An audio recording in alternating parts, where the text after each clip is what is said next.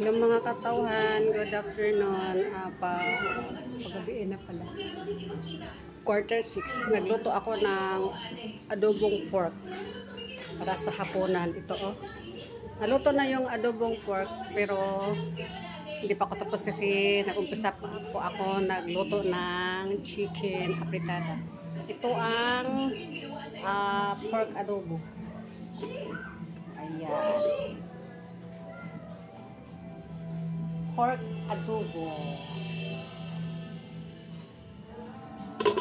Tsaka ito ang apritadang chicken. Chicken apritada. Umpisa ko pa lang.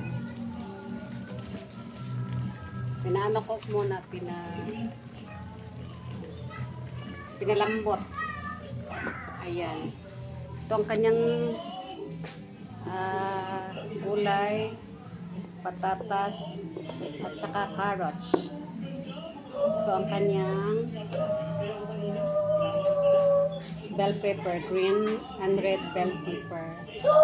And ito ang tomato sauce at saka tomato paste at saka lilis, buttered peanut butter.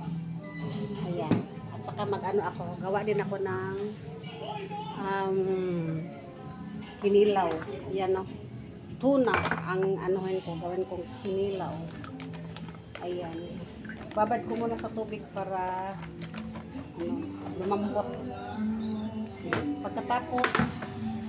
Pagkatapos ko magluto ng apritada, mag-start na din ako ng mga lamas. Pero habang nagluluto pa ako, while waiting sa nagluto ako ng chicken apritada, maghimay na ako sa mga kailangan ko sa tuna, kinilaw. Kaya antay lang po kayo mga katsawan. Lobat na ang person kasi kanina pang umaga.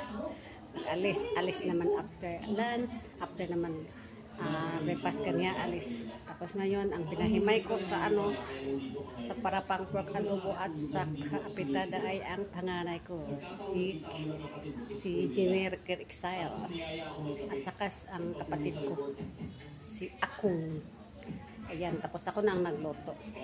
Si Master Chef lang nagluto kasi ang chef ko bunso ko ay nag-work. Chef ko din sa trabahoan niya, kaya ang inahan ang nagluto. Kaya antay lang kayo mga katsauhan. Update ko kayo maya. Ayan, gumawa din pala ako ng gulaman pang dessert ba, pero may cake naman andun sa kabila.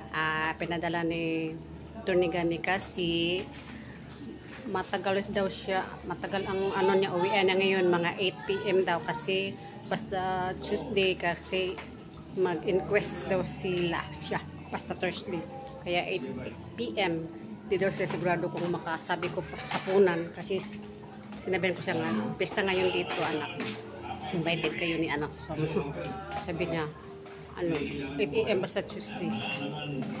Okay lang basta take time lang siya.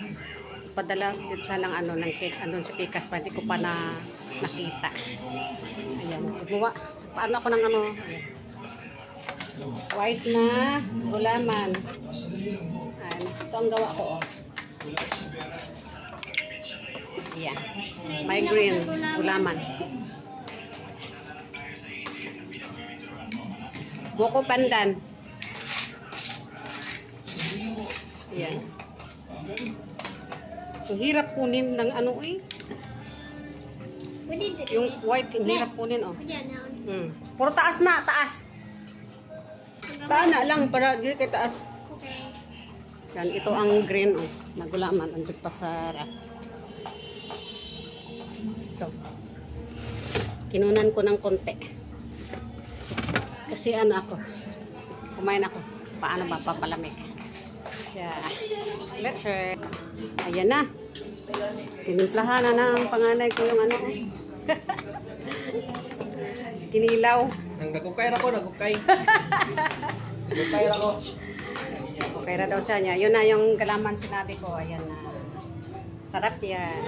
Kaya tapos na po kami, kaya maghapunan na kami. Kaya i-ano ko na lang kayo maya. Update. Bye-bye!